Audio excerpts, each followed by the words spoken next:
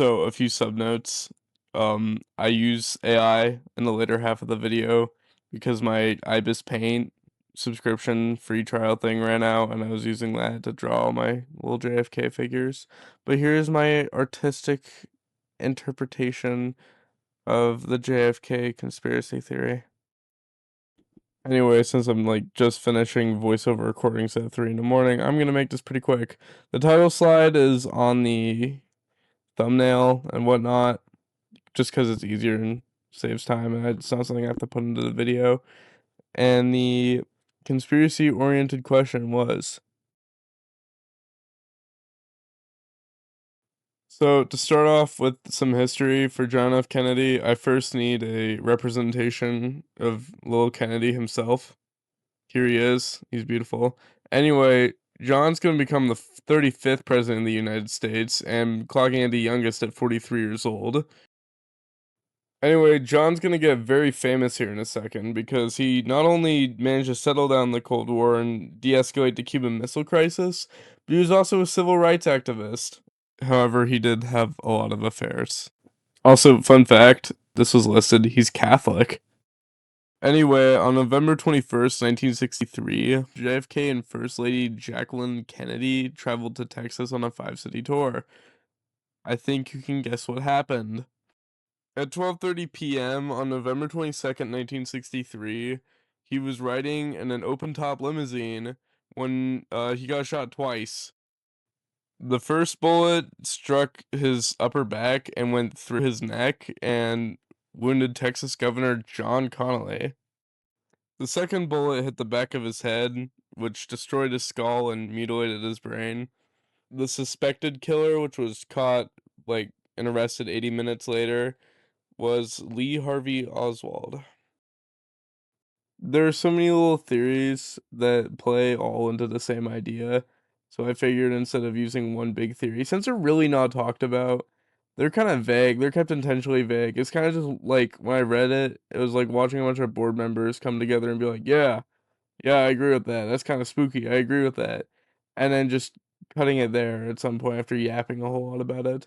But the bullet theory, the two assassins theory, and the theory that the CIA/FBI kept tabs on Lee Oswald are the theories, I guess, that will try to answer the question. Anyway, my first piece of evidence is that the intelligence records for the time showed that the CIA and FBI were closely tracking Oswald's travels to Mexico City and Soviet diplomatic contacts in the months leading up to the assassination. So that made people suspicious, like, why is the FBI and CIA not going after this guy if they knew he was doing all that, going to do all that?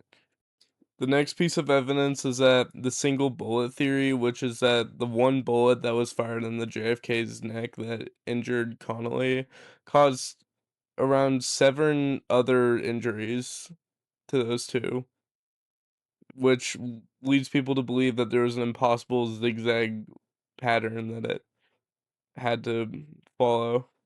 Kind of like the magic bullet theory.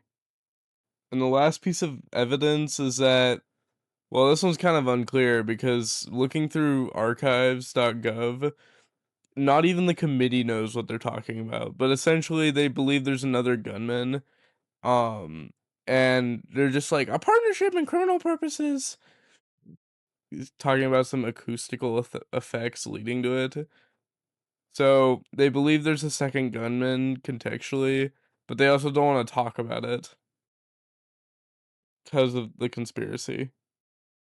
So Occam's razor is a problem-solving principle that says the simplest explanation is usually the best one, and when you have multiple competing ideas that explain the same thing, you should pick the one that requires fewest assumptions and is least complicated. So Occam's razor can be applied pretty simply because the CIA tracking Lee Oswald's movements and whatnot is the stuff that's coming to light now, and it very well could have just been like a mishap in what was getting through their intelligence. Like they didn't think he was a threat, basically. He just thought he wanted to go on the Texas tours.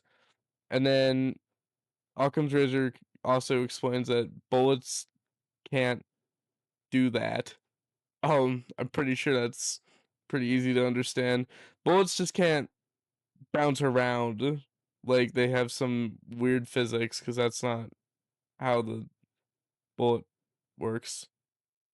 And then also the theory that there were two gunmen is simply explained because that do not they would have been like a situation where the guy would have been caught after this long. It's not like he could have just stayed hidden his whole life.